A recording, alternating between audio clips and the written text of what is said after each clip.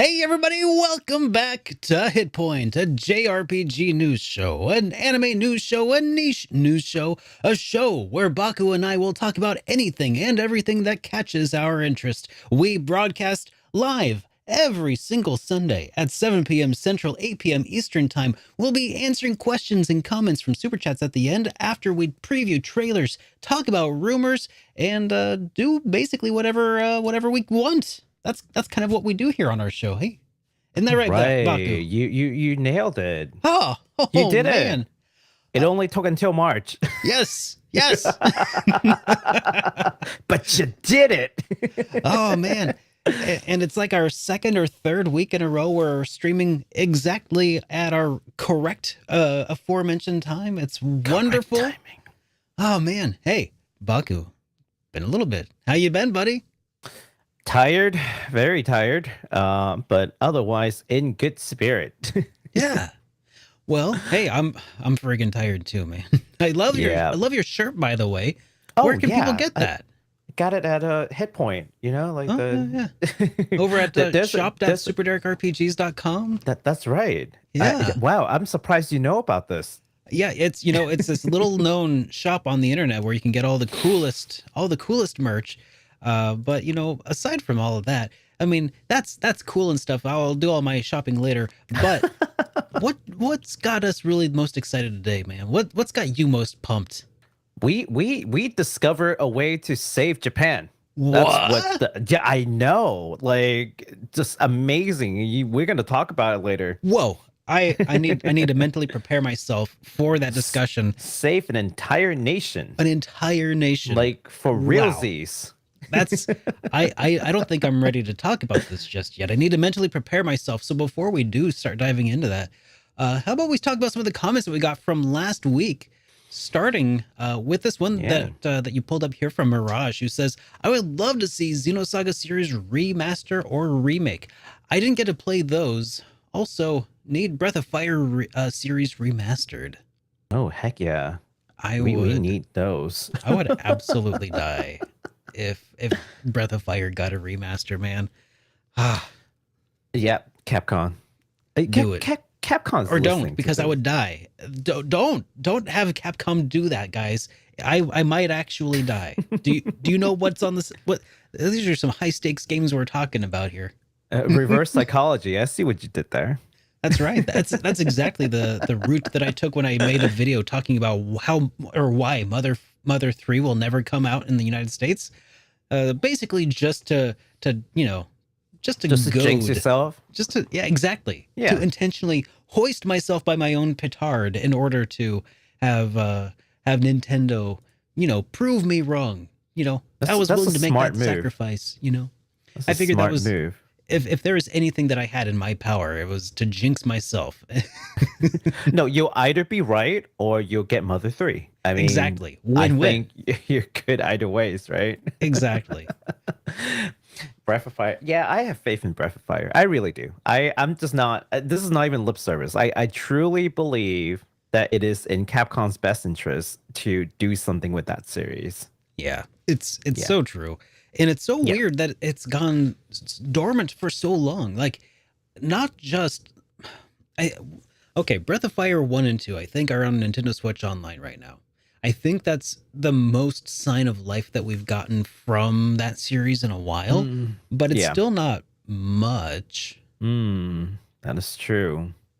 Yeah. It is true, but hopefully, fingers crossed, man. Maybe they'll give us a little something after, now that Resident Evil 4 is out. Like, there's no more Resident Evils for them to remake, right? Yeah. Oh no, there's still a couple. They stopped after 4, I think. That's just, and then they just jump straight to 7. Pretty sure. Yep. Exactly.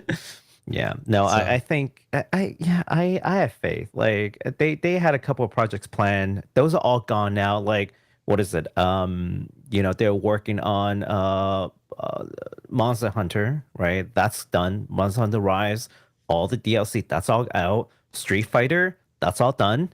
Resident Evil 4 remake, that's all done. Yeah. What's the next big project? I don't know. What could it possibly be? Could it be? I mean, we'll see. I don't get my hopes up, man. I mean, you should make another video about Breath of Fire not ever coming, and then you'll either be right or you get Breath of Fire. That's an idea. All That is an right. idea. That is an idea. All right, next up we got Omar Gabie, and I apologize if I mispronounced your name. But I see you said that. So glad y'all covered Max Monster. I just finished it and it's fantastic. Highly recommend. It's only 4 to 5 hours long. Thank you so Yeah. much for writing to us, You can easily Omar. knock that out in like a single stream, right, Baku? Yeah, totally not 4 to 5 hours. What? That was a lie. Totally not 4 to 5 hours. Okay, so I went in with the expectation that it's gonna be 4 to 5 hours per Omar. Yeah. And then it turned out to be like 9.5 hours. Oh. Now, granted, I was streaming and I was reading every single word and voice acted it out loud, doing different Yeah. voices. Okay, Which, that definitely okay, cuts into that.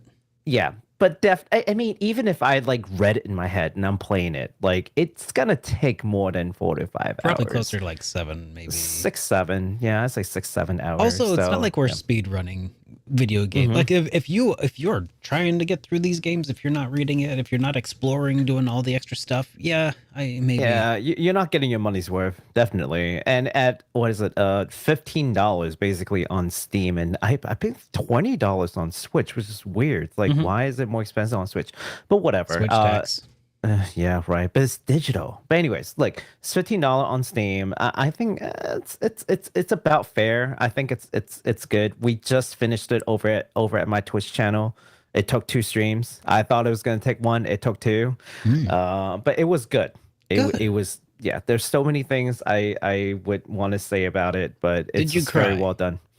I didn't cry, Oh, I but think you might have cried. my voice broke It's when okay. I It's was okay to trying cry, to. Baku. I just want you to know. Tears were not coming out, but I was getting there. My nose is starting to like, You're feeling a bit verklempt. a little tingle there, right? Sure, Like, sure. yeah, but definitely, yeah. My voice broke a couple of times, not because of the intense voice acting, but just because, like, Because of the I intense just puberty choked. you were going through at the Oh, moment. definitely. Yeah. It's like I'm 13 again. Yeah, those voices. Oh, that annoying teenager voice from The Simpsons, classic. Oh God, yeah. Well, I'm glad that you had a lot of fun with that, and you're done with that. So, what are you streaming after that now? Trails? I am going to be. I'm going to be stream. Actually, I think I'm gonna play another East game before I go to Trails. Okay. Otherwise, I'm never finishing East. I have to do Celsteta first. But fair. next game is actually another Atlas game, which I actually didn't know was published by Atlas, because I always knew it as a Vanillaware game, and that's 13 Sentinels. Oh, Which I've heard a lot of amazing things. Like every person who has ever talked about 13 Sentinels spoke with like strong praises, other than the strategy game part. Like they just absolutely hated it. But the story is just like phenomenal. So I'm like, okay, I see you. We'll do 13 Sentinels then. So there you go. That's where we are going to next. How about you, Mr. Derek? What are you up to over in your Twitch? Oh, still, slogging my way through the old Yakuza 7, just kind of With that metal bat. just, struggling my way through it, just barely. Isn't it fun though? Barely maintaining interest, if I'm being just kidding. It's actually a lot of fun.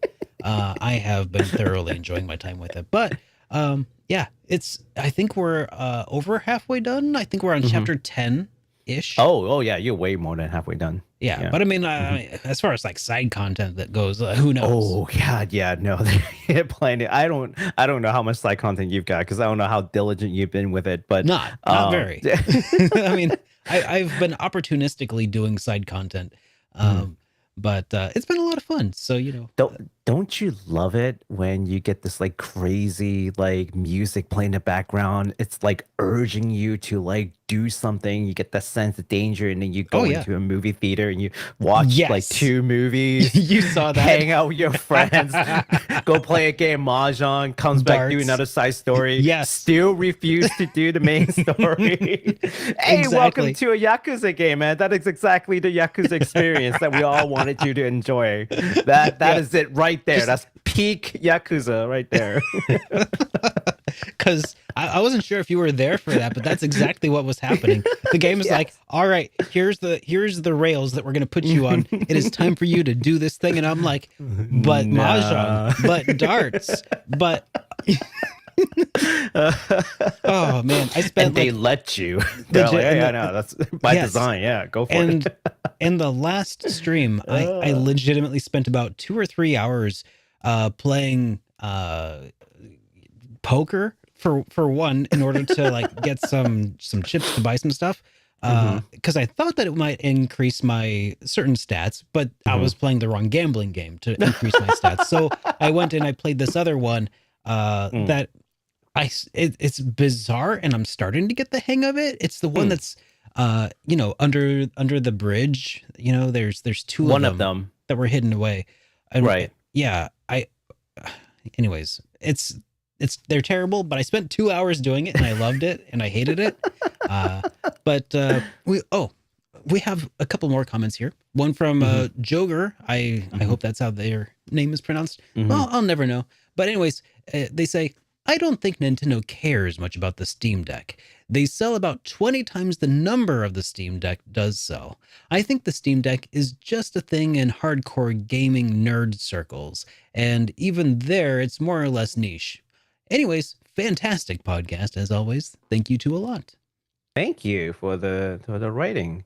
Yeah. Yeah, so I picked that one because I think I want to clarify that it's not so much a Steam Deck that Nintendo worries about.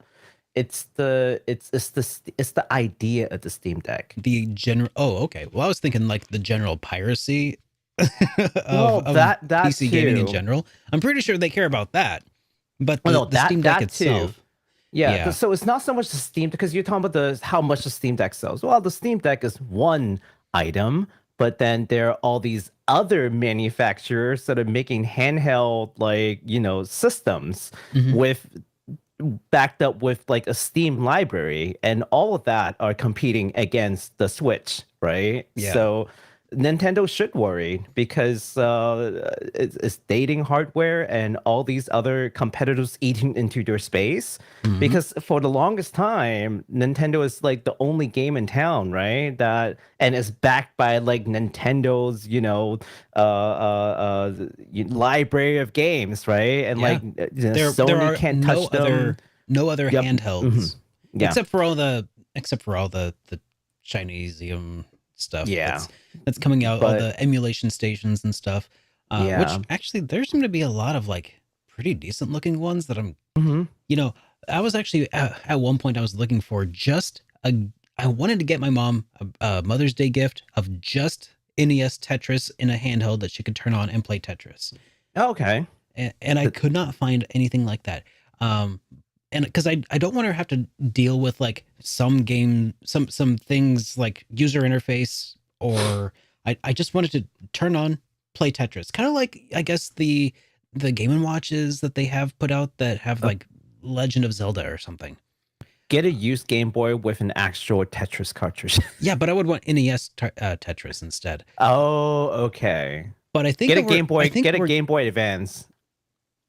Is maybe that close enough? I don't know. I don't know. But anyways, that's what I was wanting to get her, and there was nothing that could just kind of just do that back then. Yeah. Now that might be something we could do, and I'm kind of thinking I should revisit that idea. Um, Maybe you might be able to program like a Raspberry Pi to just do one game and one game only. yeah, just the Hmm. Tetris machine, Yeah, this is Tetris machine. Yeah, absolutely. Yeah. But yeah, there are so many Steam Deck like machines now, Hmm. and the Nintendo should absolutely worry because they're going up against debatably the largest game library a platform can have, which Yep. is Steam. So Also, yeah, I mean, the they fact that have there to are so worry. many, the fact that there are so many alternatives and competitors should also, I think, be a pretty good indicator that it's not as niche as we probably think and take for granted. Yeah. I mean, some of the largest YouTube channels that I watch are PC gaming sub channels like Linus Tech Tips. I mean, they're Mhm. more general PC, but Yeah. heavily emphasis on the They gaming side of things, right? the only thing that Nintendo has, the two things Nintendo has right now that's going for them is Hmm. number one, price point, right? Yep. Nintendo, Not the by what much. yeah, Switch is like 240 or something, where it's Hmm. like as a Steam Deck would be like maybe like $500. Like it's like so it's a lot, right? But Depends on price. the range of Steam because they have a few different trims, right? Yeah, but the price, but the point is that the price will go down over time. Like Hmm. as technology improves, you're gonna get a better machine for less, right? Yeah. And to the again, this just the Steam library, but to your point, now you can emulate it on these handhelds. So and there's very little Nintendo can do to stop them. So yeah, Yeah. yeah, So yeah, that's yeah. I think They that they Nintendo should should care. worry. They They they might should not. care. They might not care yet, but they will start to care when Steam eats a bit more of their lunch, I think. Yeah. So they should worry. Obviously, this is not like, oh yeah, well, this is gonna sink Nintendo. No, No, far no. from it. They're a huge company with more IPs than than other companies could basically only dream of. Hmm. So it's not like they're just gonna die, but they should do something about this. And I Is think that all they we're are. saying. I think Yeah. that they are. It's and they probably had been intending to for a while. I suspect that Mm-hmm. Yeah. COVID just kind of, threw a monkey Yeah. wrench into things all and that yeah. all that shortage definitely didn't help. So we'll see what they do next. I mean, I'm excited to see what they'll do next. I think that the whole point is just to address that. Yeah, Steam Deck doesn't sell a lot, therefore they shouldn't worry. No, not quite true. It's Yeah. not just the Steam Deck. But that's what I wanted to say there. Next up we got one from Lane 11644. It says, in regard to Baku's comment about Chocobo's mysterious dungeon, it did get a remaster on PS4 and Switch called Chocobo Mystery Dungeon Everybody, which I actually didn't know. And that this person had just finished last week. As this comment about East 5, Kondo recently mentioned in a Famitsu interview that the team is in discussion of possibly remaking the game. So thank you so much for writing to us, Lane. Yes, I actually did not know that there was a Chocobo mystery dungeon. Everybody. Yep.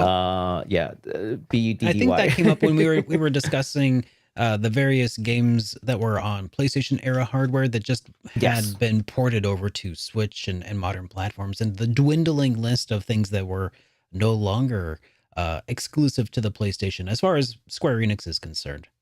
Yeah, absolutely. And so that checks off another one that they have already done like a remaster on.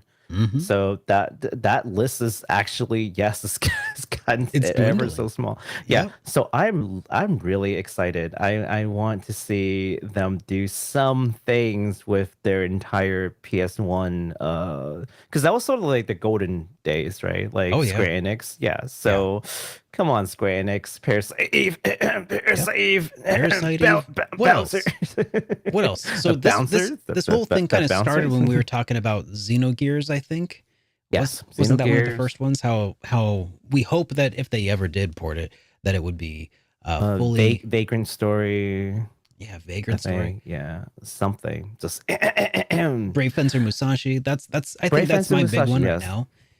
And if they could add analog support to that, dual analogs instead of because that's the thing about Musashi that's hard to go back Mhm. to is it's only got the D-pad support.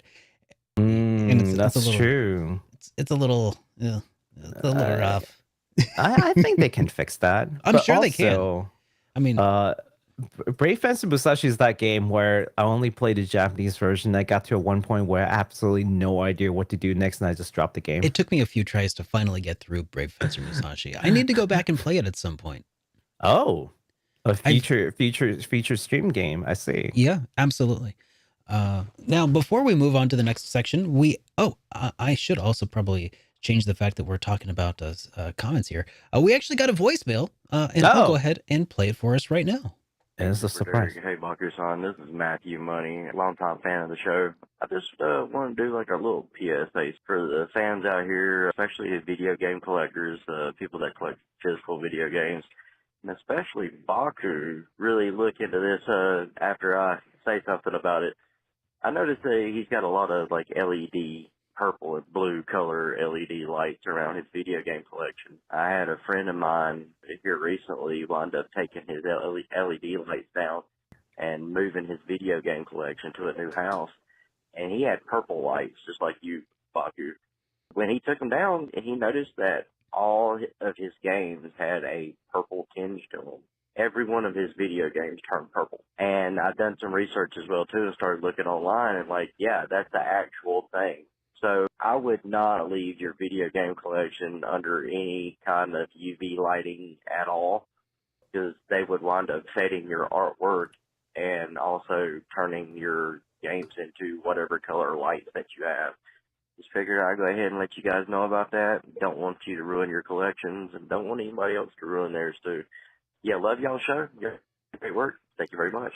Well, thank you, Matt. Hey, thank you. Very much appreciated. By the way, so I think he mentioned a couple of key points here, specifically one of which is UV lighting. Now, I know that we might not generally think of our LEDs as containing ultraviolet light, which is actually sometimes they do, not always, but sometimes they do. And I think it's specifically with WLEDs that have the specifically white colored light that is dedicated for white, which is actually like an ultraviolet that they then cover in a phosphor that reacts in a white color to the UV rather than having a specifically white LED. Now, I haven't vetted a whole lot of that about like seeing if it actually does affect, but I think it's, totally valid to keep that in mind is that is a possibility.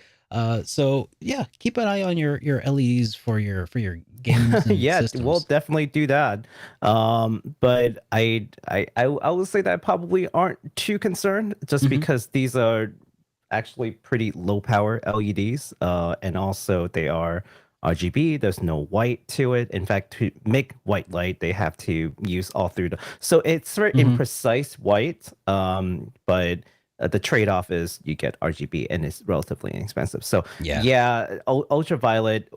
So purple light, you're talking about purple light. Ultraviolet is like pretty high intensity, pretty high power stuff. That's a very specific thing, and ultraviolet will absolutely damage any kind of paint. Say, for example, if you leave like plush in your car, right, or you have some kind of decals in your car, and you see like that color like washing off in your car, and you're just like wondering what's going on. It's a combination of the heat, but mostly importantly the UV, in the car. So yes, UV will absolutely do that. Probably not these though. Especially have you ever seen like, I mean, I think we've all seen it when we've gone video game hunting and stuff. We'll come across one that has got a spine that's obviously been exposed to daylight for a while. You can tell because it's just completely washed blue. And that's something that tends to happen over years and years of exposure to daylight. But I think some LED lights can do that as well. So always make sure you check and make sure of what kind of LEDs you're using. But also, I think it's worth noting that the lights behind Baku, those aren't actually illuminating your video game collection, are they? They're not actually. Those aren't video games. I believe those are all various waifus and statues and figures and other things that look really awesome under LED lighting.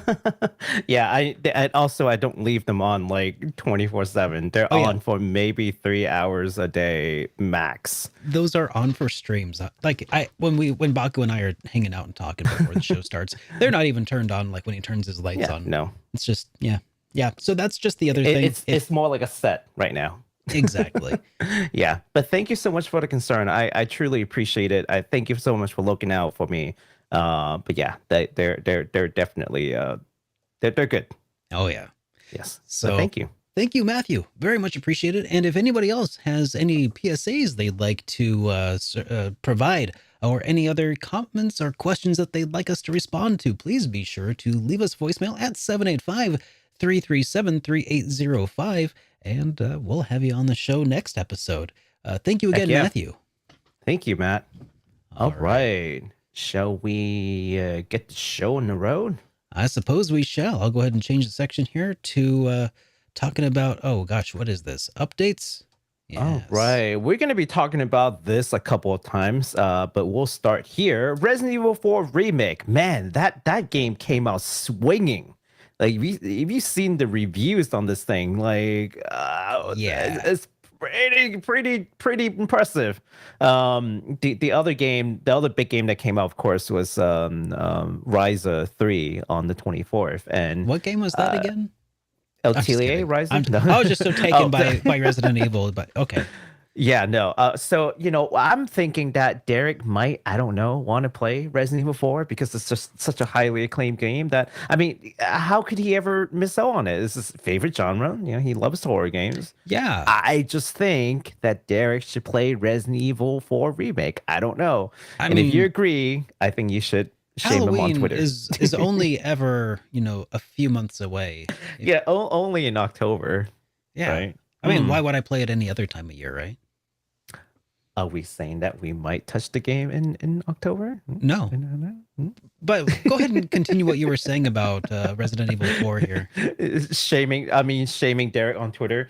But anyways, yes. So speaking of Resident Evil 4, since it's released, Capcom actually also announced that the Mercenaries DLC will be coming in April 7th, which is a game mode that came from the original Resident Evil 4, where you basically do like a time attack kind of thing. You try to survive until like a captor rescues you. And it was kind of a fan favorite.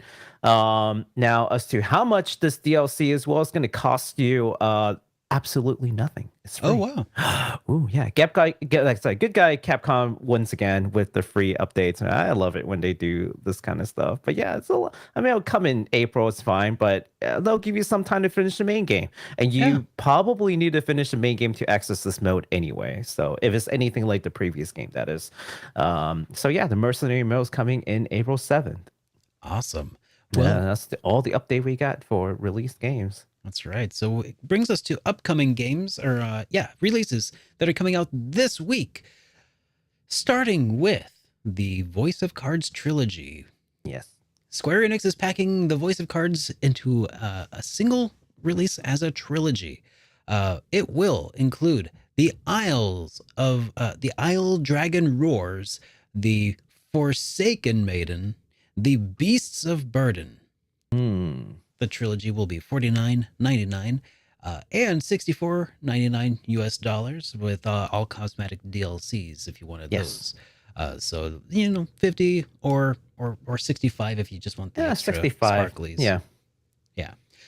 We also have a trailer if you want to take a look at it. Let's take a look at that trailer. Yeah, this is the trilogy trailer. A mouthful. This is a game that I think, Derek, you might enjoy. Yeah, I think we've talked about this a time or two. A couple of times. I think that we've talked about this ad nauseum a few times, in fact, but it definitely has the look of a game that is like a card-based RPG, but it's not. Just not. Yeah, we've been corrected a couple of times, so we'll just we'll just make sure we say this now, so we don't get yelled at again. It is a game that has the aesthetics of cards as like being part of what they do, but it is not necessarily related to the gameplay. Yeah, it is not a card game. It is. I think it's actually a turn-based RPG. So, something that Derek might enjoy. I've heard the writing was actually really good in it. So have you can not get played over the? I have not. I have it? not had It's a time to Yoko play Taro game anything. that you have not played? It is a Yoko Taro game that I have not played. I What? know. I know. Is it I because of the know. cards? It's because of the cards. Yeah, It's I just so know. much reading. I'm just like, oh my god, it's so much reading. I know. But you know what? Mhm. Yeah. I don't blame The you, and I know that we get it. It's mhm. not a card-based RPG, Yeah.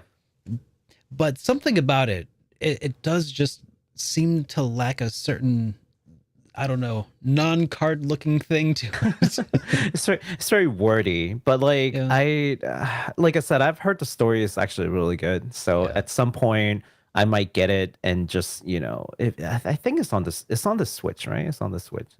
Did I Well, read it's that right? yes, it's available Yeah, immediately yeah, on PS4, Switch, and PC via Steam.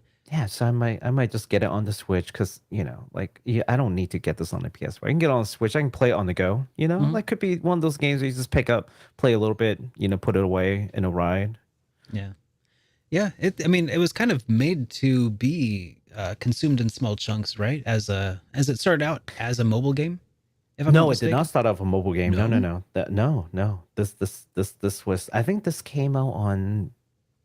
Oh, was Mm, this just PC initially? I want to say it was PC initial. It's been a while, so don't like. Weird. Okay, I Yeah, don't know why I got it stuck in my head that it yeah. started off as a mobile game, but it Definitely ain't. not. Yeah, definitely not. Okay, Although if disregard. I feel like this could be on a mobile device, and I'm not sure why they didn't do it. Actually, it would be pretty good on a mobile device, this game. Like some of our viewers who, can't necessarily get a console, like if this was sold Hmm. on a mobile device, this actually could be pretty good. Well, somebody Yeah. in chat says that a mobile version just released, so Oh, interesting. Yeah, well, there you go. I think it's a great game on the mobile device. Yeah, so if I were to play it, I'd probably get on the Switch, honestly. yeah, Yeah. But got to get that I physical. just can't do anything.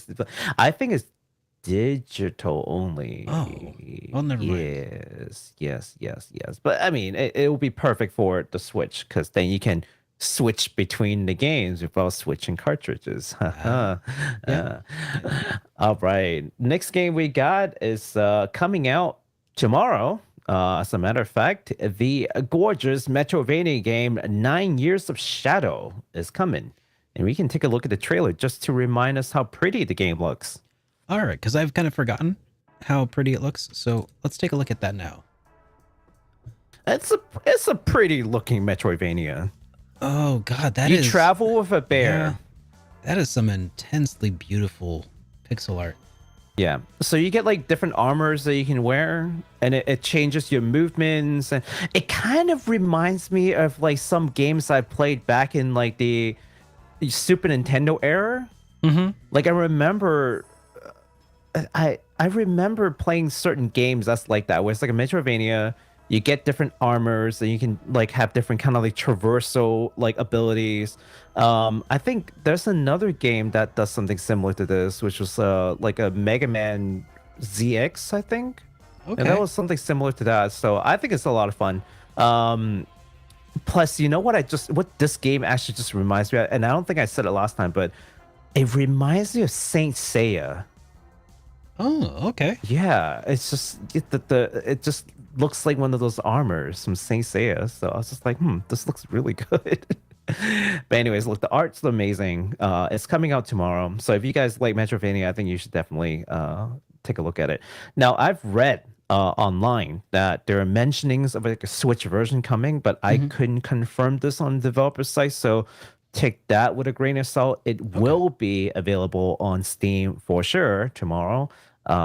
Switch version may or may not be coming. So if you're looking forward to playing on a handheld, which actually that would be another good game to play on handheld.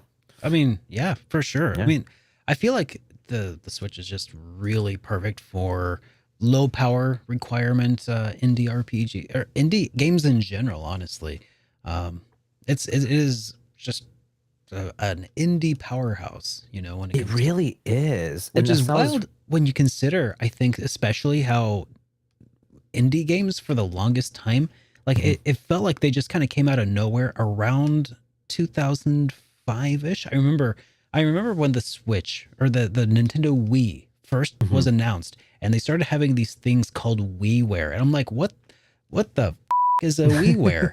You know, and it was Nintendo's way of saying, you know, independently made video games. It's like, what am I supposed to do with that? Like back then, I didn't understand. Like, what does that mean to be an indie game? What does it mean to be WiiWare?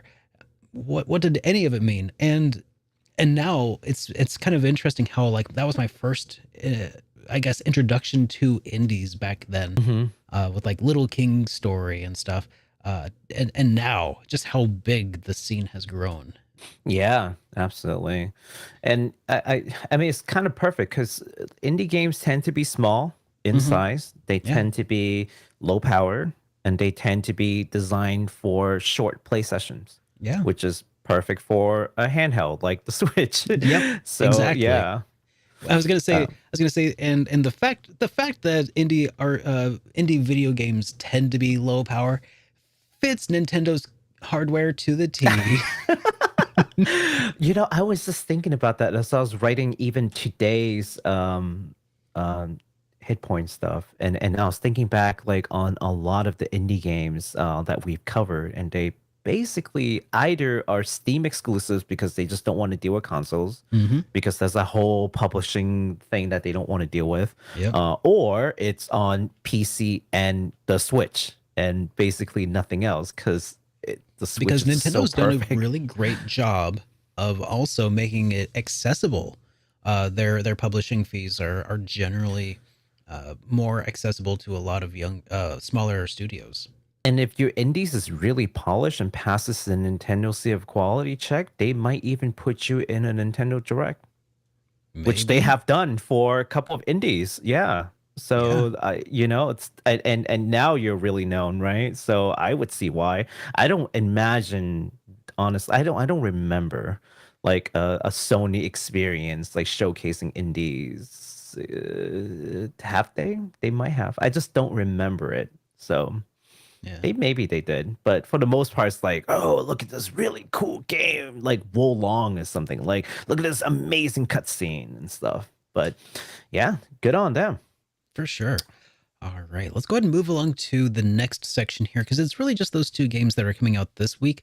But we did get some new announcements that we kind of wanted to touch on here, starting with this one here from publishers PM Studios and Fly High Works, who have announced the narrative adventure game called Goodbye World will now be coming to PS4, PlayStation 5, Xbox One, the Xbox Series X, this spring.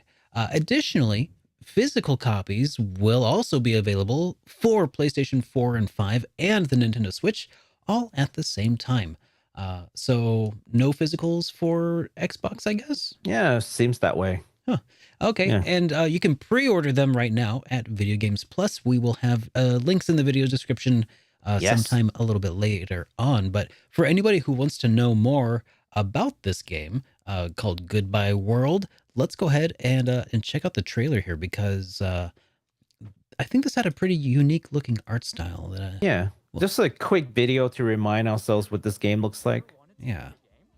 So basically, it's a story about two girls who met in college, and they decided to make games together. And you know, the games just aren't selling, and so they just kind of have to make a choice in their life, like.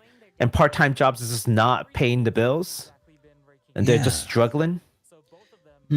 It's pretty cool, and it's got like a bunch of different video game aesthetics built into it.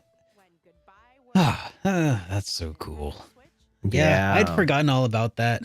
I'm glad that we watched that trailer to get a little reminder, because I'd completely spaced it. But yeah, you can immediately play the game right now on the Nintendo eShop and Steam, you know, because it's an indie. Yes. You see? It came out on Nintendo and Steam first, and then all the other things follow when it does well. And I assume that it's doing okay, because otherwise, why would they bother with the physical edition and what? Because that's additional investment, right? So I think the game might actually be pretty good if they're willing to do all that. Yeah, we'll see. We'll see. All right. Next up, we've got a TikTok games. Gross. TikTok is making video games now. Not that TikTok. That's TikTok with the K. This is TikTok with the C. Okay. TikTok games, unless they're the same company. They're not. They're not. Yeah, TikTok Games announced their take of wrestlers in RPGs called Wrestle Story, which should not be confused with Wrestle Quest, which we had previously covered. They're two completely different games that happens to have wrestlers as the theme, and they're both RPGs. Yes. This is different. This is something new. So we can take a look at it real quick. And okay. All right, let's take a look at Wrestle Story together here. Wrestle Story.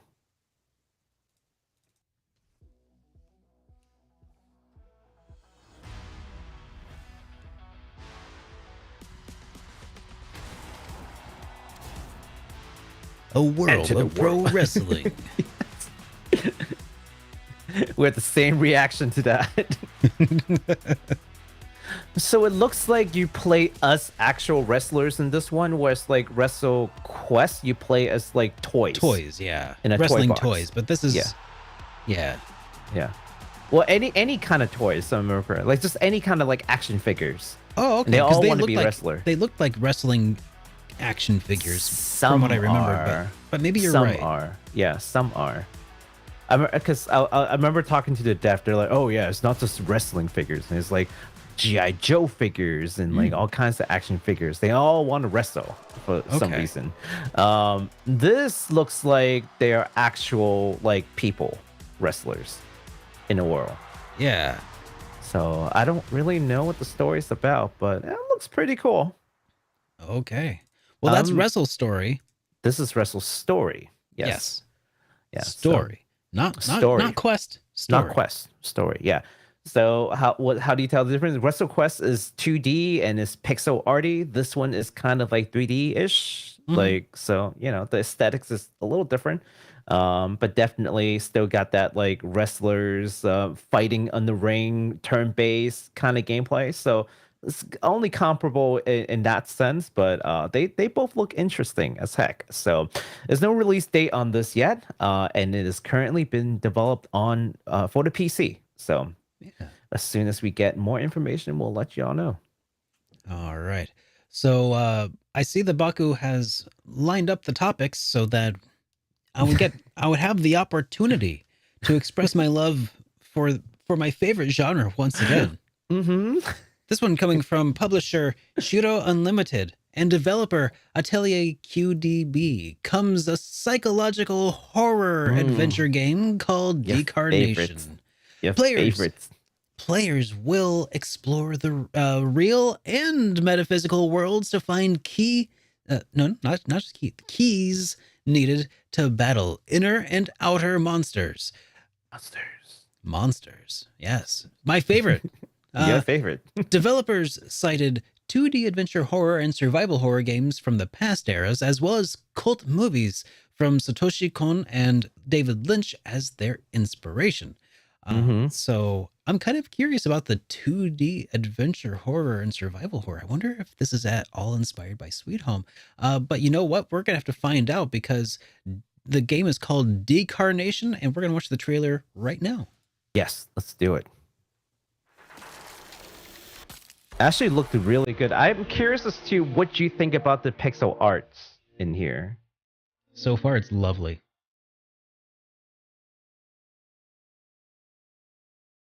Okay, it kind of has a little bit of that like Maniac Mansion kind of proportions to it, I think. I still like it.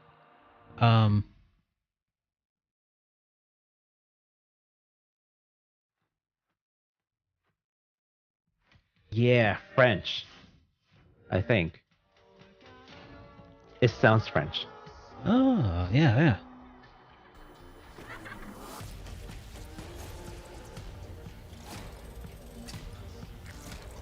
Good.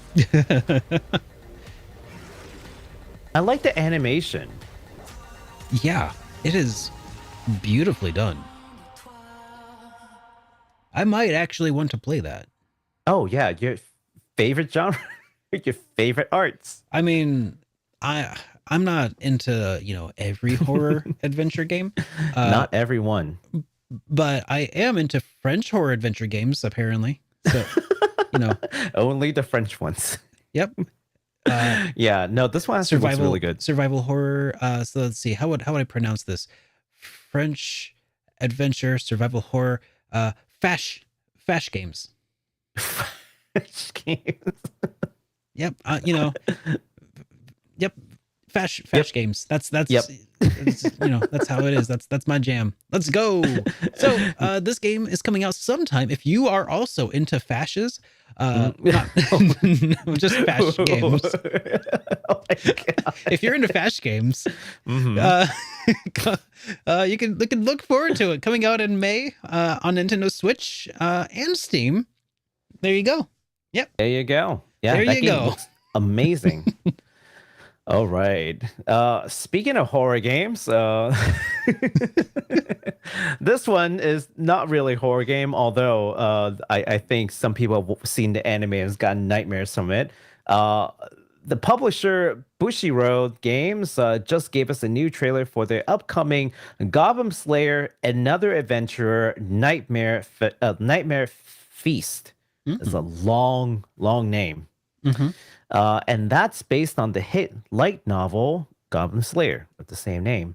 Mm-hmm. So for those who are initiated to the Goblin Slayer story, it is based heavily on the D&D game, although not explicitly said.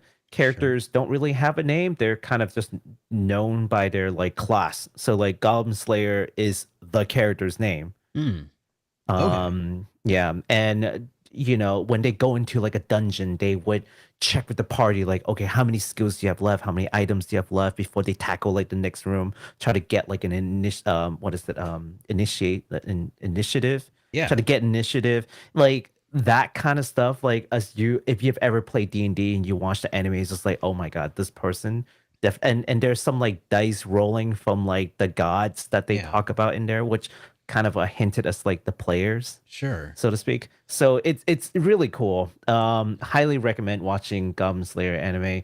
But I do remember hearing that Goblin Slayer has a super touchy first few episodes, if I'm not mistaken. just the first one. Just the first one. Yeah, definitely. I heard that it trigger really, warning. Yeah. Yeah, but beyond the first, I mean, the first episode is just very racy. But like, I think after the first episode, it completely dies down. I think it just. I remember it got a lot of headlines when it first came out, and people were like, "Whoa, that is too much." Yeah, it did.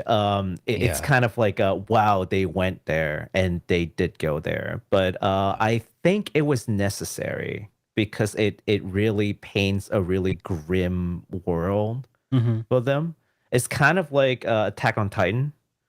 There's also a pretty grim scene that you get in the first episode, but it sets the stage. Like that's the world you live in. So the rest of the world makes sense. That's the first and last I had heard of Goblin Slayer until now. So let's go ahead and take a look at the trailer here. So it's Nightmare Feast. Is it this one? Yes. Okay. It is this next one. Okay. Yes. Let's check this out here. So they had a short trailer before, but there were no game visuals, and also they didn't announce that there is worldwide release. But since we're looking at it, you know that there's some news about worldwide release. Still no English trailer though, so this is full Japanese, but you get the idea. You can still see some gameplay in here. Okay. Yeah. So this is the main character that you'll play as, and it looks like it's gonna be a tactics RPG. They say it's a strategy RPG, so I'm not sure yet. It could be tactics, which is like a subgenre for them. Yeah. Bro, this could be the game that I've been looking for all my life. We're always asking for like good tie-in games, right? I mean, this could be it. I mean, I'm just hoping tie-in games get better and better. I want to see more gameplay. I know what I think a lot of us already know what the characters look like. Show us the gameplay. I think it's still maybe a little too early. This is just the initial like proof of concept kind of teaser. Yeah, I mean, there's like the initial announcement, which is like a 10-second thing. Yeah. This is more like I don't know. This is more like an actual announcement. Like, oh, now you have an idea what kind of game this is. It's still very early, though, but they do think that they can create this and release it by winter. So, as you can see from the trailer just now, in addition to the regular cast of characters like the high elf archers and the priestess and Goblin Slayer himself, you do have quite a few new characters to the party, like the guild master that you saw in the very beginning, and that's like the main character of this story, and like the blood princess that you also saw in the trailer just now. So like it said, it's coming out on winter, and originally I wasn't going to talk about this because I just thought that they meant releasing in Japan in winter, right? There's no English trailer. However, they do have an English website, which is indicative that it is coming out. And on the English website, it says coming out in winter. So that's the reason why we're talking about it, even though there's no English trailer right now. When there is a better trailer and when they give us an exact date, we're definitely going to come back and talk about this. Yeah, because that little snippet of just the 16-bit style looking isometric RPG, like that had me going. Let's see. This more is of a that. true teaser. There you go. That's the word I was trying to go for. It's like we had the introduction. Sorry, you had the announcement trailer. Like, we're doing a game. Now this is like truly a teaser. They just gave you a little bit, just a taste. That's it. That's what you get. But yeah, we're waiting for gameplay trailers for sure. For sure. All right. So next up, we have another tie-in trailer to talk about. So Netmarble have released a new trailer for their upcoming open world action game, The 7 Deadly Sins Origin, based on the manga. So we have a trailer for that too. And we have a trailer for that too. And I've taken a look through it. It's looking pretty good. Yeah. So I don't know if this is the sorry, go ahead. There's a few trailers actually that I saw for this. I'm not sure if this is the one that I saw. So this is the GDC trailer, the Game Developer Conference trailer. Yeah. Okay, there's another one that I think looks a little bit nicer than this even. Oh yeah? Uh-huh. Here, I'll see if I can pull it up. They're randomly speaking Korean too. Are they? Yes. Like just now.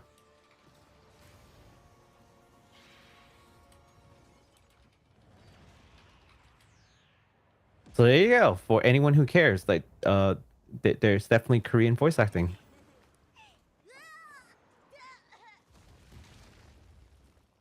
Wow. So I've not actually watched or read the manga or the anime. 7 Deadly Sins. Oh, the anime is atrocious. Is it? Okay. The anime is so bad. But I've heard the manga is like really good. Okay. Yeah. They start cutting costs in the anime, I've heard. I've seen some really bad scenes. Yeah, but the manga is great. So, man, speaking of which, I've been watching a little bit of the Trails anime. There were also season 1 and 2 are fine. There. Season 3 is the bad one, they said. Okay. But there you go. Yeah, I remember hearing about that. I got some mixed opinions on the Trails anime. I'm thinking about making a video talking about it. But oh, the Trails anime? Yeah, the new Trails of Cold Steel anime that is coming out. Oh, you can't watch it yet because of spoilers, but oh, okay. But wait, has this started airing? Oh yeah, there's like 11 or 12 episodes out already. Oh crap. Okay, so that was this season's anime because this season is ending. Yeah. Like the next season is starting soon. Mm-hmm. Interesting. Well, look, I didn't want to say anything before, but when I saw the developer house, I don't have very good feeling about it. Yeah. Yeah, but like that's like half the equation, right? Like they could a studio that doesn't do like typically great work could sometimes have like a really good show. But we'll see. Yeah, I don't want to talk bad about it. Like I haven't seen it. So Oh, sure. Yeah. Here, I was actually going to throw in the other trailer to watch real quick, if you don't mind. Okay. Yeah, go for it.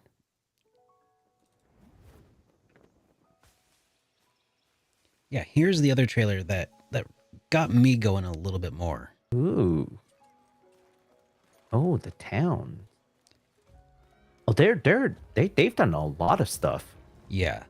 Giants. I think the graphical fidelity of this trailer is already a lot higher than the other one. The other one is newer too. Really? The other one just came out last week.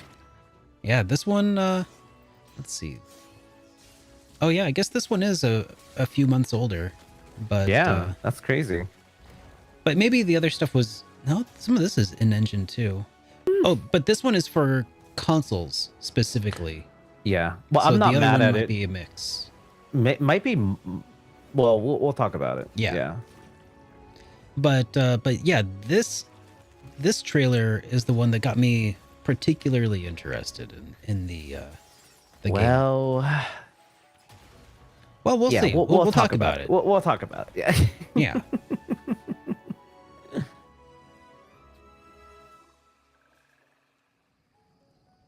But I mean, like, some of that just looks so clean. Yes. It's really nice.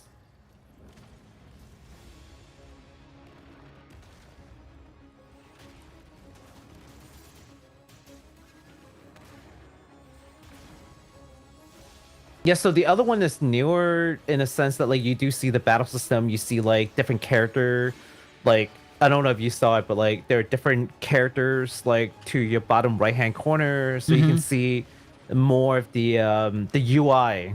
Yeah. Yeah. So this one has no UI. That's true. Yeah. So maybe that's one of the things that's changed also. Yeah.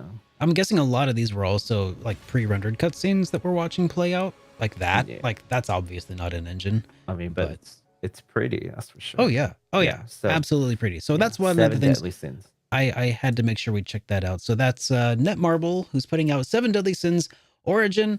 Not a whole lot about this game is known at the moment, but it is currently being developed for consoles, PC, and mobile devices. So if you are stuck in a location where you're unable to play, things on console or PC, then that might be an option.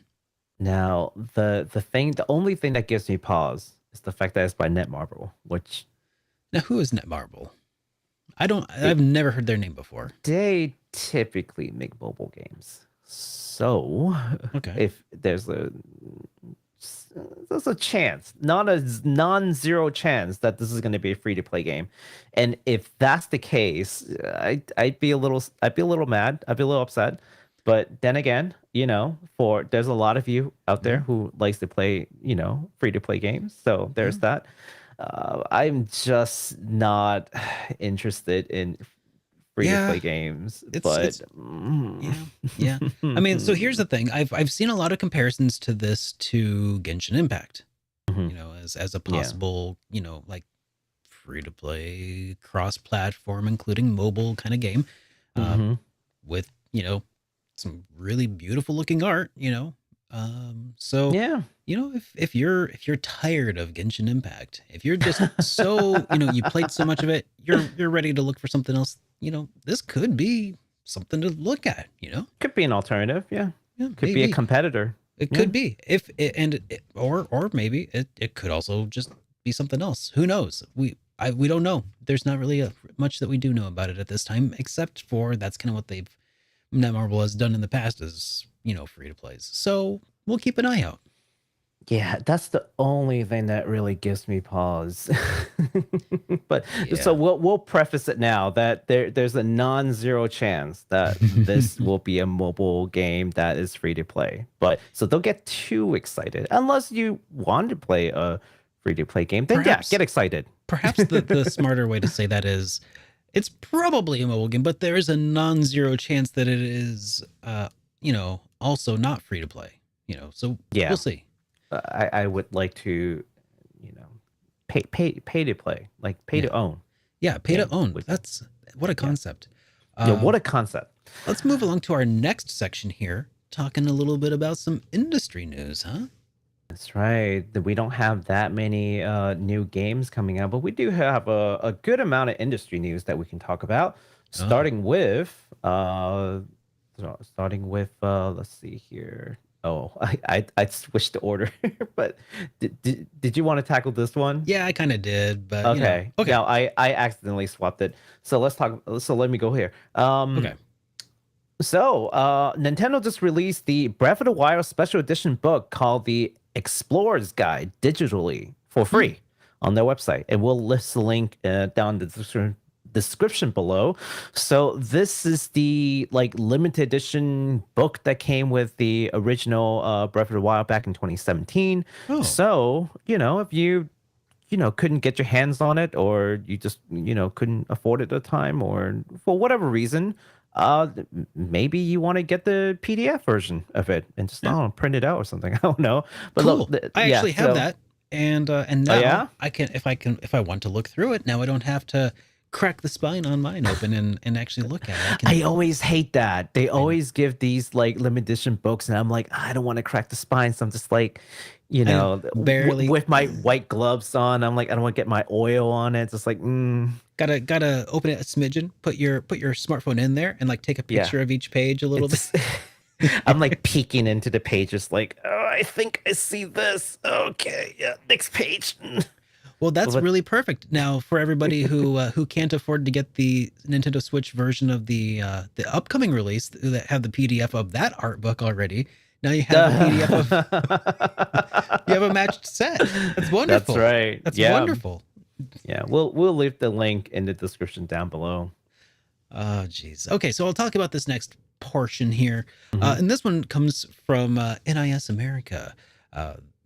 They have uploaded the first 2 chapters of 3 and 9 in English. Now, those are Roman numerals for anyone who wants to know. And I'm guessing that might be, stuff that contains possible spoilers. So just, if I'm reading between the lines here appropriately.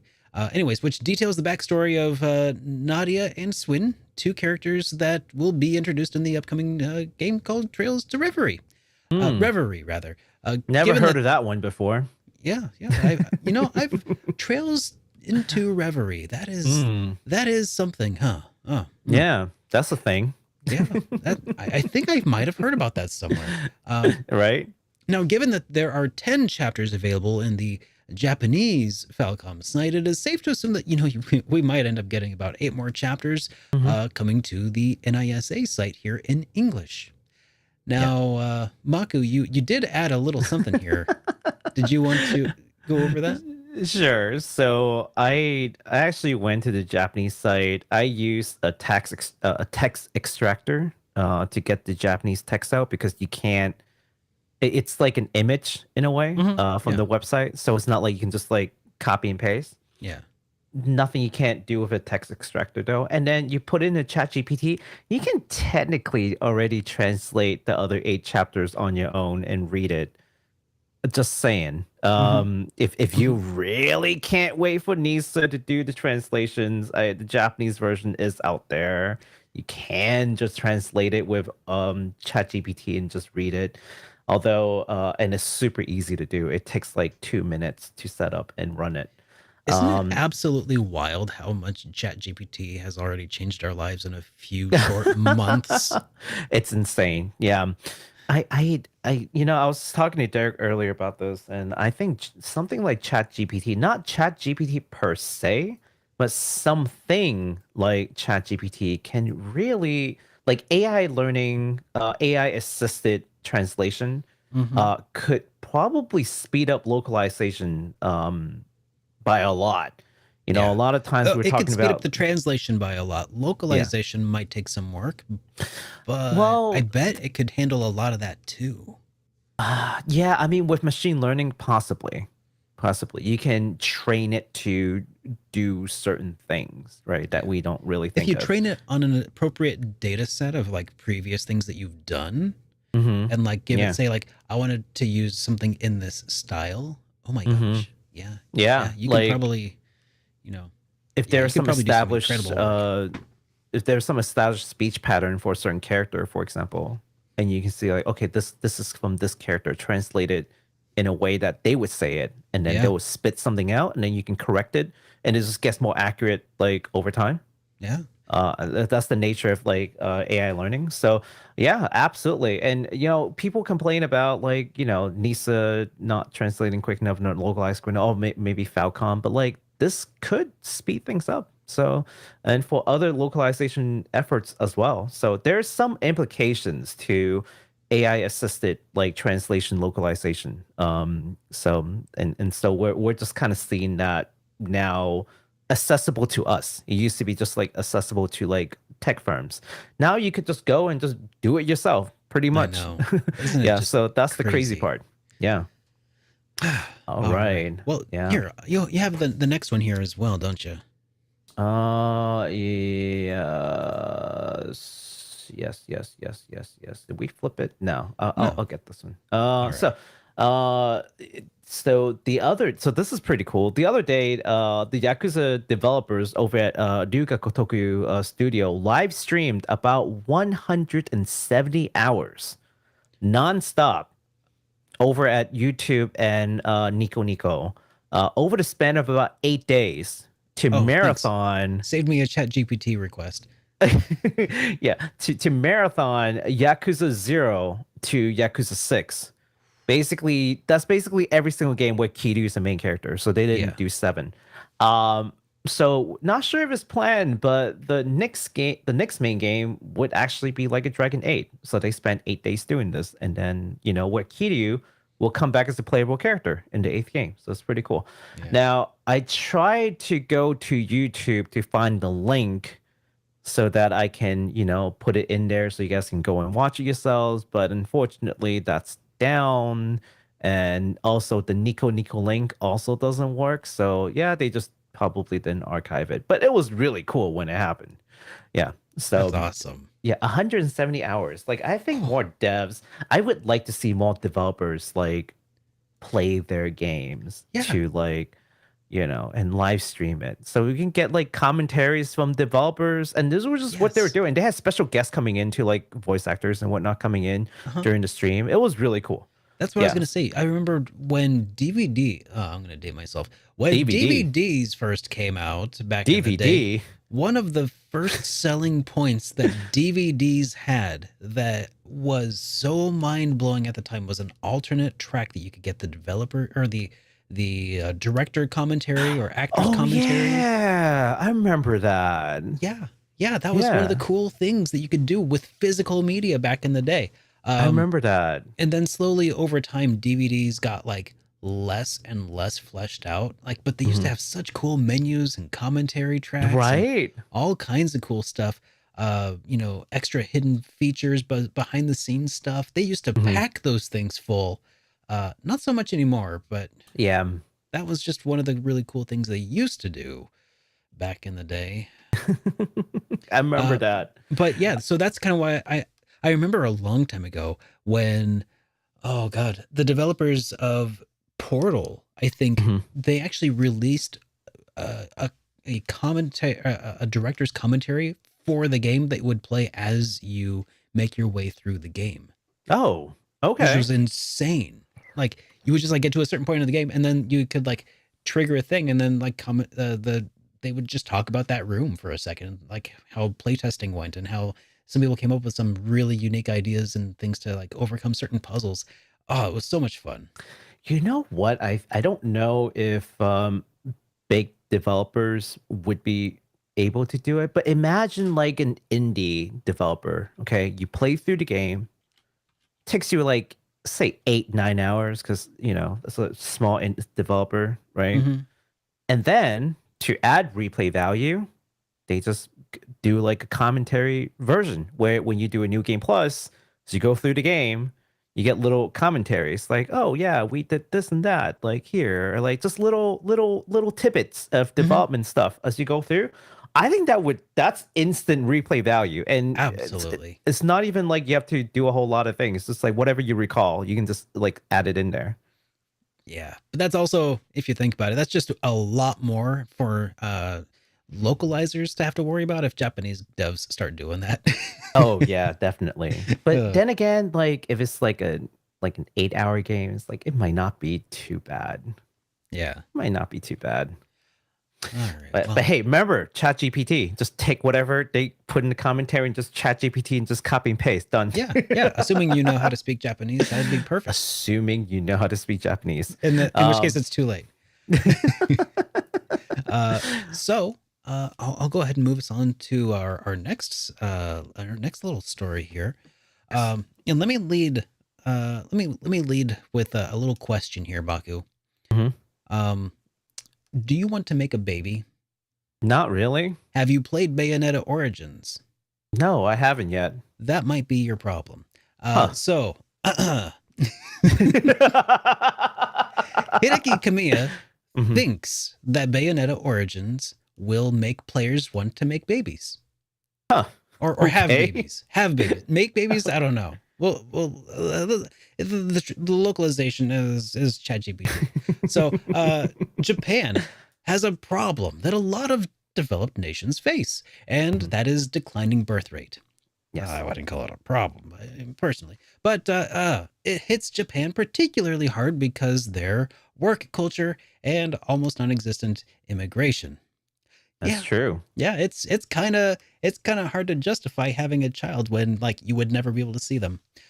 Yeah. Well, So Bayonetta's director Hideki Kamiya believes that he has the solution.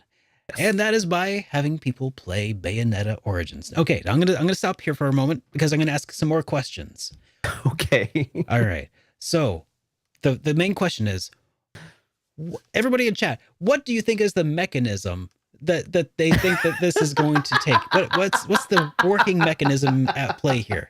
Is it just that how is playing Bayonetta Origins going to make Japan start producing more babies?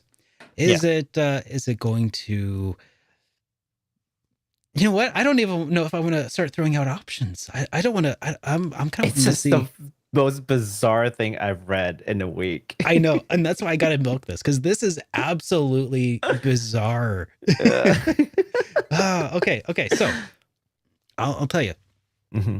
Kamiya tweeted a flow chart that went something like this: play Bayonetta Origins. Okay. Get people to want a child like Careza. Cause a wedding boom. Solve declining birth rate, and everybody is happy. In that order. In that order. In that order. I'm getting a little bit of step 1, step 2. Yes. Question mark. Profit. Oh my God. It's just the weirdest thing to me. Is it because he thinks that, is it just because Bayonetta fans are just such chads that they are going to single-handedly start producing babies? Is Bayonetta Origins just so mind-bogglingly beautiful that women will just instantly start ovulating at the sight of this game, and therefore, obviously, how else do you solve this problem? This is ingenious. Play the game, solve a national crisis. It's just wow. Who would have thought that? To think though that it was is the actual thought process here is that people will just love this fictional character Careza so much that they're like, I'm going to have child so that I will compare them to Careza forever. And like, God, imagine being born from that. Like if that and scenario, I know how you're gonna grow up to be too. Why can't you be more like your older sister Careza? Yeah. Why can't you be more like Bayonetta? You're supposed to grow up to be like Bayonetta. Bayonetta already killed 17 monsters at your age. Oh no. Yeah, and you know what? Just like, look, this. I don't know why he's so confident that Is this Cereza or Careza? I think it's I actually don't know. Cereza. It's probably Cereza. Cereza sounds yeah. better, but it's with a C, and it could be either. Yeah. Who knows? Why is he so confident that all these other like anime child that we've seen, like Anya from like Family, Spy Family, Mhm. isn't cute enough, but Cereza somehow will do the trick? Questionable. But okay. So Do you context suppose that? now. Okay. Thank you. Well, I was gonna wait for make. you I was first. gonna make another question. Yeah, go ahead. Go ahead. Okay. So, do you I'll wait. suppose that this is an attempt to for them, Kamiya, to maybe reap some sort of government benefits from their efforts to like get some government funding in order to like subsidize Wouldn't that be great? the next Bayonetta game? Wouldn't that be great? Just like the prime minister just comes pay a visit to like Platinum Games. Like, your game is such a wonderful job in reviving our country's declining birth rate that we're just gonna give you all this money to make another one. Okay. It's just great. I have one other guess. Okay. Is this parody? Is this Kamiya making fun of Japan's various other stupid, inane, asinine attempts to like increase the birth rate through stupid means? I am. Look, I don't know the man, but I would say 80% certain that he's just being facetious. Yeah, he's just trolling. Okay. Like, he's just, please don't take this seriously. It's just this is this man's joke. Like, he's just making fun of the situation. Yeah. I gotcha. Okay. It took me until funny, now. Though. It took me until now to finally actually think of something that sounded plausible. And it came down to I ate the onion. Okay. Yeah, basically. And in fact, it's hilarious too, because so I was gonna read you this part when we were in the pre-show, but yeah. So someone wrote in Kamiya's like tweet and saying something along the lines of like, oh yeah, imagine you trying to solve this like national crisis, because I mean, man is just joking. So he wrote in Japanese. I don't know if the person he replied to actually translated it, but it's like it said something along the lines of like crappy Kotaku and their crappy reporting, sending people who are just like who are crap just like them over here.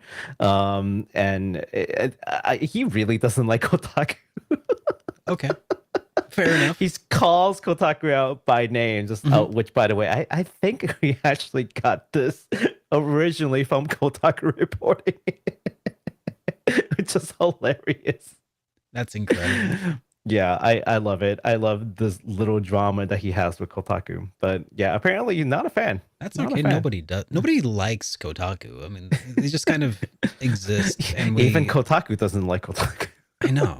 Yeah. Like, anyways, go ahead. Yeah, no, I think it was hilarious that he actually called them out. But anyways, yeah, no, take it as a joke. The man is just having fun with a bad situation that faces their country, right? So sometimes humor is how you can cope with things. So that's what it is. And yet, no, also the declining birth rate is actually pretty bad over there. Because they have a huge aging population, like post-war aging population, kind of like our baby boomer, except like, they also had like a baby boomer generation, right? It's a problem. I will say it is absolutely a problem for the people in the aging population, for sure. Yeah, no one's going to take care of them because they haven't popped out enough babies for that time. And they can't just like make more because it takes time for them to grow up. They're a little beyond that point. Yeah, and so that's how population works. But anyways, so but I think the funny part is how many people have taken it seriously. I think that's the really funny thing, is just, again, Western media and just not understanding the culture will misreport. So we're trying to set the record straight. All right. So something else that's funny that came out, and we have to watch this together. I think you guys are really gonna get a kick out of this. Have you? Sorry, if you're tired of watching this like high definition, high-octane trailers for Resident Evil 4 remake. Why don't we try one in the style of Ghibli animation? That might get me interested in Resident Evil 4. Because we joke, but seriously, I don't want to play it. But maybe if I watched this trailer that you sent me. Just maybe. Let's take a look. Okay, let's take a look. Yeah, I think this will convince you. Oh, that's so this quaint. Is a real commercial, by the way. This is not like a fan-made whatever. This is a real commercial from Capcom. Oh man, this is why they're winning. Why can't they Square Enix do something fun like this?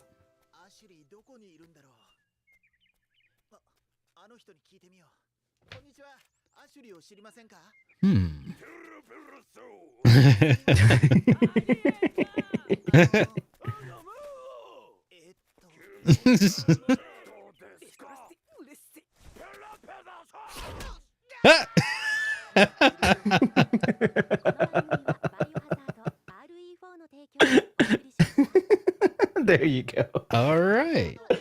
Oh my god. So, Capcom released 3 of these episodic commercials. Episodic. Oh, okay. There are so 3 more. of these. There are 2 more of these. Yes. Oh, good. Now, I debated if I want to link them here, but I'll definitely link them in the description so you guys can find them easier because it's not easy to find. But I'll link it to y'all.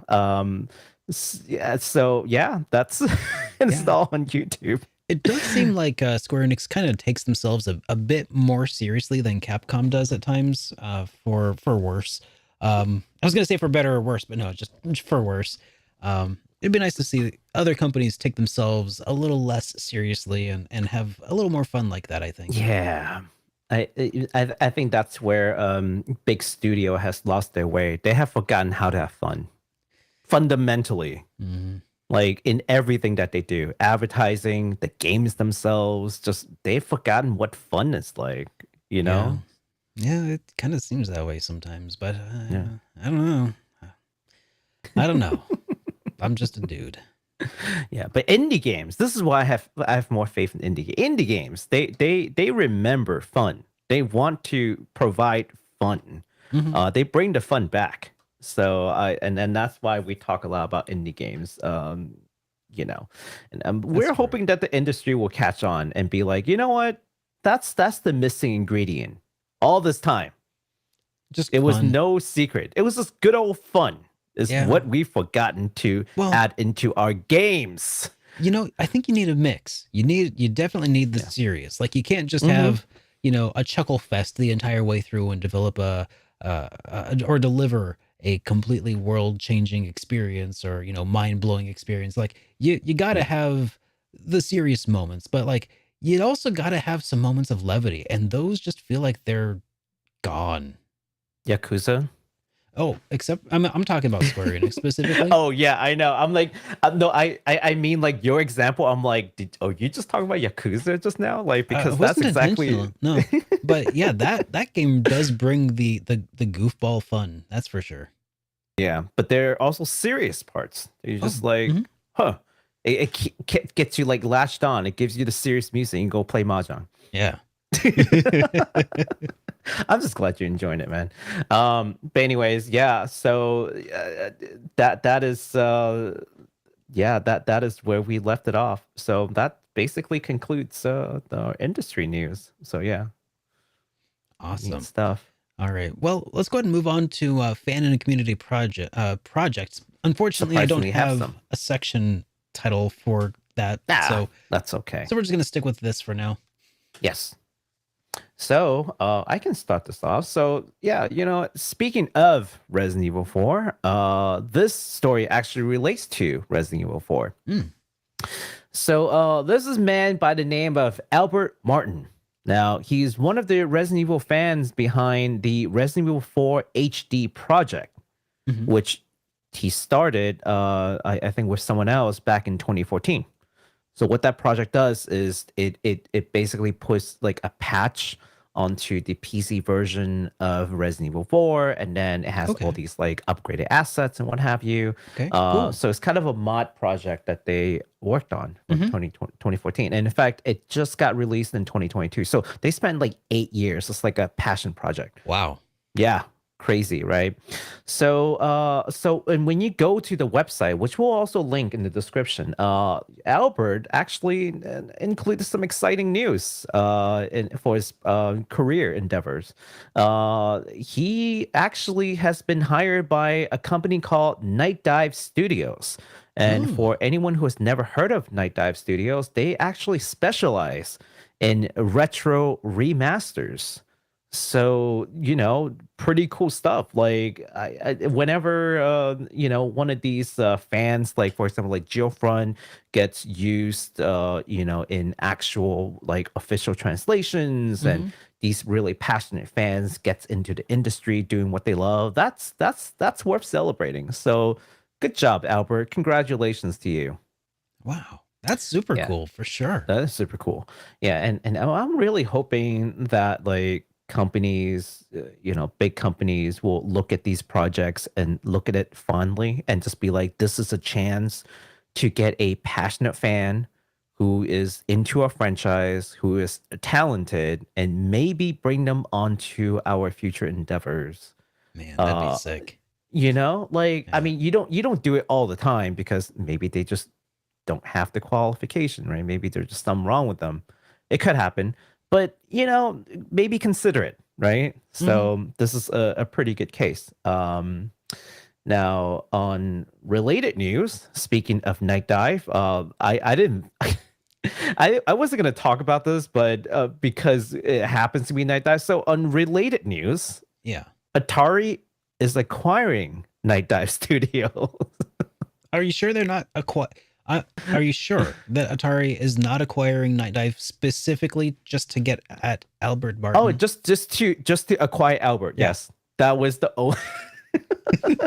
that was the reason. Atari's like, what? Albert Martin is joining your company? Well, we've got to purchase your company now. Oh, by the way, did you see the trailer? I know we didn't talk about it last week, but there was that trailer for the new Dragon Ball Z Budokai. Oh, like we probably should have talked about it or could have talked about it. But speaking of Atari and stuff and older games, that just jogged that memory for me. It's like, oh man, people were really excited about that. Oh, well, they saw the opening and they were like really ripping at it because it's just so. I don't want to say it's nostalgia. Badly done, but no, it looked really good. I thought. I was excited. Not according to people on Twitter, apparently. Like they were just people on Twitter hate everything. That's what they're on Twitter for. That is true. That is true. It's like, I feel a lot of hate today. I need to get on Twitter to talk about it. So according to Atari, they are buying Night Dive so that they can use Night Dive's proprietary technology and publishing capabilities to support Atari's retro-focused growth strategy, which in layman's word, basically Atari has a ton of retro games that they want to modernize and release. So yeah, pretty cool stuff. All right. Yeah. Neat. Okay. Neat. Well, in totally unrelated fan news though, completely. I mean, maybe it's related, but I'm pretty sure it's completely unrelated. No. 7 degrees of Kevin Bacon and all. Elden Ring speedrunner beats the game Blindfolded in just over 2 hours. When you weren't sure if people were even able to do crazier things in Elden Ring speedrunning community, someone managed to do it even crazier. Yeah, it's a speedrunner named Pennick, who just proved to us that he can beat the game faster than all of us with a blindfold on. Yep, and just over 2 hours on Twitch. There's a link to it in the description and stuff. He says, how much of this game do you have to play through an entire game, glitch and all? I know. Blindfolded from start to finish. It's gotta be absolutely nuts to be able to do that, but it's like bonkers. Blindfolded. Yeah, I can imagine all the other speedrun efforts, right? Like you have all your senses. You can, you can use a lot of glitch. It will take a lot of practice, but I can imagine how that's doable. Blindfolded though, you can't see anything. I know that you have to memorize how many steps, how good is the long blindfold? You press a thing. I don't know. I don't know how. Maybe we should question that. Maybe it's like blindfolded by like a cloth of like pantyhose or something like you could easily see through. I mean, it looks like, well, I saw the clip, which I will link also in the description. I mean, it looks like one of those like sleepy time, like nighttime, like maybe it's actually got augmented reality like goggles on the inside. Just it's probably not the case, but seriously, that's crazy. It's bonkers, man. Just over 2 hours. Jeez. I couldn't even get out of like the tutorial in 2 hours, and I've tried. Yeah. Well, I've never played it. I've played other Dark Souls games, or not other Dark Souls, but I've played some Dark Souls, and the prospect of doing that blindfolded sounds absolutely daunting. Like, I have a buddy who also streams on Twitch. His name is Crayson, and he's a speedrunner, and he plays a whole bunch of Earthbound. He was actually a world record holder at one point. Oh, wow. And he would play blindfolded, but he would also play with like prompts from chat to like, let him know, north, south, east, west, or whatever. So I don't think that that's necessarily like the same. Unassisted. Yeah. That's just absolutely bonkers. I cannot imagine playing any game blindfolded. No. I mean, I could imagine it. I just wouldn't be able to do anything. Yeah, but that's some crazy achievements from just more folks in the gaming community. Yeah. Well, I mean, man. All right. Well, I think that's about it for industry news and all that other stuff. So it's time for us to just kind of wrap up here for the day. Unfortunately, we haven't got any super chats to respond to yet. So let's go ahead and say thanks for hanging out, everybody. If you enjoyed today's episode, make sure you leave us a like, follow us on YouTube or whatever your podcasting platform of choice is. And Baku, have you got any closing thoughts for the people? I sometimes I wonder if I've chosen the right occupation. I should have been a game director. Then I too can save Japan from their, birth declining problems. I could create like the most like kawaii, child character, and that would just get everyone ovulating. I can't, man. I can't. That's just. Have a great night, everybody. Take care.